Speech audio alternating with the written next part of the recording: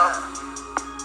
Hey, you get the bag and fumble it, I get the bag and flip it and tumble it. Straight out the lot, 300 cash, and the car came with a blunt in it. Lil' mama a thot, and she got ass, and she gon' fuck up a bag. Pull up to the spot, living too fast, dropping the dope in the stash. In Italy, got too foreign hoes, they DM me.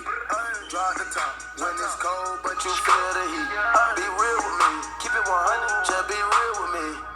Eat it up like it's a feast. They say the dope on fleek, Percocet pill on me. So now that I got your attention, you wonder why I had to call out the go-alongs to get-alongs. The go-alongs to get-alongs aren't necessarily the worst people, but you guys have been deceived and coerced into accepting a bargain that gave you the short end of the stick. I'm gonna post the full video below. I'm gonna post the YouTube link below. I've been targeted. I moved from California to DC 3 years ago. And I moved because I wanted to be a little bit closer to my mother. I have a son. And growing up, I was naive. I was like, you know what? Afina Shakur and a lot of these people that are targeted by the government, there must be a reason. But if we really want to put our thinking caps on, we have to acknowledge the fact that history has proven otherwise. Why were the Native Americans targeted? Why were foundational Black Americans targeted and put in a 400-year, basically concentration camp? You know what I'm saying? What was the justification behind it? You go-alongs to get along are really naive in the sense that you believe people who have actually no proven track record of being honest. Like, I don't get how people who fit the prototype of killers, deceivers, tricksters, manipulators, demonic, I don't understand where they got the makeover. And now they're all of a sudden the ones that are credible. And it doesn't take much for you to believe very dishonest people. I have a neighbor who lives right here. I've talked about the situation before. Some people might say, what's been going on with Kinza? Well, I'm gonna let you guys know what's been going on with me. I moved here from California, and the issue that you guys fail to understand is that certain people are targeted because they pose a threat. Some of you will never experience what I've experienced because you pose absolutely no threat. As long as you can go to Applebee's, get your margarita for happy hour, as long as you can smoke all the weed in the world that you want, as long as, for the guys, you can get a girl who can give you some ass on a regular basis, you're not gonna put up a fight. You are willing participants to your own sedatives, to your own sedation. You don't pose any real threat to their agenda. You are a go along to get along. You're not putting your thinking cap on. You're not asking the right questions. You're not saying, why don't the birds have on masks? Why don't the dogs have on masks?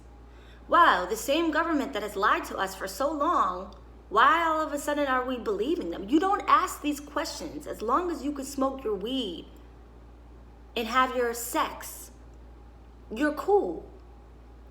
And so you're a non-threat. Now, me, I'm a threat.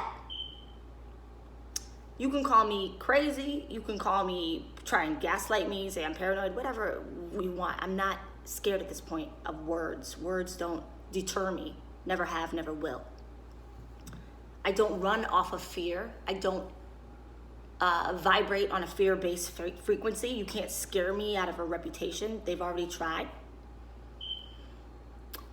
My next door neighbor works for the CDC. Her name's Elise Richmond. I got some neighbors upstairs, Carolyn Gabriel, Jacob Gabriel. I have landlords, Jeremy Smith, Anastasia Smith. These people watch me 24/7. They're connected to the CIA, FBI. I'm in Washington, D.C. This is the headquarters of, government operatives. They watch me I'm on 24-hour surveillance pretty much. Everything I do, everything I say, where I go, all of these things. I'm like, why? All I do is eat my music and eat my vegan food, do my songs, do my dances, eat my vegan food. Why am I such a threat? Why is the government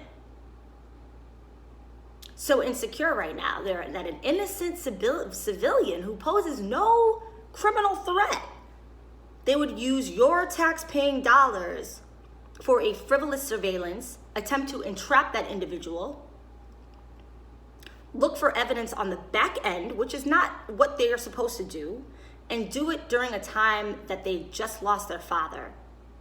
Attempt to ruin my reputation. This girl works for the CDC, Elise Richmond. She told all my neighbors that I was a prostitute, that I was a crackhead. She's on more drugs than I am on. I don't take any prescriptions. I'm not on any drugs. These people are pill popping out of their minds. So the same people that are trying to control your mind are under mind control. They're drug addicts. They're on prescriptions. They're on antidepressants.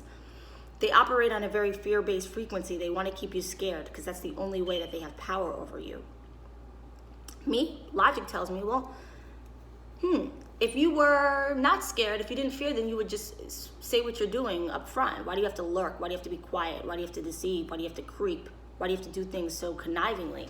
To me, that's fear-based. You see me. I'm gonna run my mouth regardless of, you could call me crazy. You could say I'm out of my mind. I don't fear any repercussions. I don't fear anything but the creator that has created me. There's no fear inside of me. I don't fear loss. I don't fear gain. I don't fear money. I'm not controlled, So you all are. And here's the issue. Shit's about to hit the fan, and they've kept you sleeping as a go along to get along. I'm going to post this link below, explain a little bit more about my perspective and the way that things are going. And this is really my call to action to the go alongs to get along. Peace.